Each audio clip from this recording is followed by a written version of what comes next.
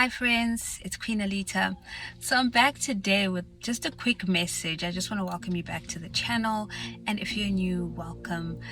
Just a quick disclaimer, I am going to share a prophetic message from the Lord. It is tied to recent words that I've put out, but just for anybody that's new, I always put this disclaimer out there that it's important to note that not every prophetic message is meant for everybody. So even if you're watching this video, it doesn't mean that the word is definitely for you. It's important that you take it back to the Lord and ask Him to speak to you about it, to confirm it. Your relationship with God is important. It's important that you have a relationship with Him, that you're able to hear from Him. I hope I didn't repeat myself there, but I know that for some of you this will definitely be confirmation, which is awesome. But if you have any questions, you want to understand more, definitely take it back to Him. Again, it's about having that relationship with Him, being able to hear His voice for yourself. Okay, so yesterday was March 14th. So the reason the date is important is because, well, let me backtrack a bit, okay? We're going to circle back to that. So I have been seeing the scripture, the scripture, Esther 4:14, that has been coming up a lot, like literally the scripture, and then sometimes in between that, I'll just see the number 4:14. And I know that scripture, it's the one where basically Mordecai says to Esther, you need to speak because who knows if you were put in this position for such a time as this. I was paraphrasing there, but that's basically the gist of it. And yesterday I remember picking up my phone and seeing, was it my phone? No, I was on my laptop. And I saw the date and the time, and the date said March 14th and the time was 14:14, right? 1400 hours and 14 minutes, which was 2:14 p.m. And that immediately stood out to me.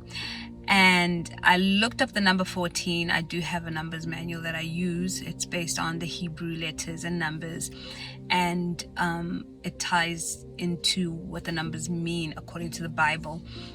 So the number 14 has to do with deliverance and release, and I was pleasantly surprised to see that, because I didn't know what to expect. It's not a number that I come across often, or that I know very well, what it means off by heart. So when I saw that, immediately the Lord started to speak to me about the recent dreams I've been having. I've shared a couple of them with you. I haven't shared all of them. Some of them have been quite personal. I haven't felt led to share them. But all these dreams have the same theme, this deliverance aspect of it, and being released from bondage, released from witchcraft, released from just the devil's plans against our lives, and being released into what God has for us. A lot of these dreams I've had have really felt like there's a lot of release coming in terms of people walking into and flowing into everything that God has for them.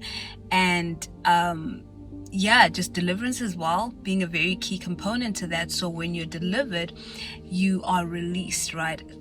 They follow each other. Release follows deliverance. So that's what the Lord has been ministering to me through a lot of dreams that I've been having, and just making it, sorry, the car, and just it's brought me a lot of joy just knowing that this is God's plan, and what He has been doing, and that a lot of the dreams that I've been having where I've been delivered and released have been, or the Lord has confirmed that they are, that I don't have to do the deliverance prayers. I don't have to say anything and do much once I'm awake, because the deliverance happened in the dream. And that's obviously, if you're having those kinds of dreams, you have to check in with the Lord if you need to, if He wants you to actually do it while you're awake, or if it's something that happened in the dream, because you do get deliverance dreams where the deliverance actually happens in the dream. That's happened to me many times before, for years now. So it's not an uncommon thing. So that has been really exciting, knowing that it's done and completed. So there's something about that scripture, Esther 4:14, which I'll put up on the screen at some point, because I believe that's the scripture for today. But like I said, it's the part where Mordecai was speaking to her about, speaking up, going to the king and speaking on behalf of the Jewish people to, undo what Haman had done, the decree that Haman had tricked the king into putting out there. And Esther was quite hesitant. She didn't know if she could do it. The king hadn't called on her in over a month or something like that. So, it wasn't the kind of time where you could just, hey, I'm the king's wife, I'll just go speak to him. There were, certain protocols. You had to be invited by the king. If you weren't invited, you could get killed by the king. So that's why, the king had to extend the golden scepter to whoever came to see him, or not. And if you didn't get that golden scepter extended to you, that would mean, the end of your life. So there was a lot going on for Esther, and it may feel like God may be asking you to do something, whether it's speak up, but whatever it is, it's not only going to release you, right? It's not only going to be about your deliverance and release. It is going to help so many people. Okay, obviously it's going to be different in each case, but so many people are going to be saved. And God is giving you an instruction in this time. So for those who this word is for, please go to the Lord and ask him specifically what he's saying to you, what the instruction is. Some of you already know what that is. You've just been hesitant because it's hard. It's not easy, whatever God has been asking you to do.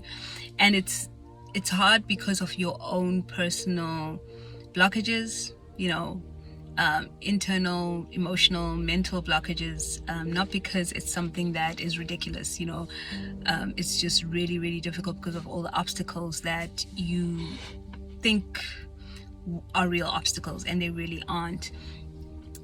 You have favor. God has put his favor on you, and I do believe that this is a time of release. This is a time of deliverance and release. A lot of you have been held captive. You've been in bondage for a long time, and God is ready for you to be delivered and released, and it is going to impact so many others in your life. It is going to impact generations to come. It is going to impact, your family. That scripture goes on to talk about how, maybe God will find deliverance for her family elsewhere if she doesn't do it. Speaking about Esther, of course. So know that this is not only about your deliverance and release.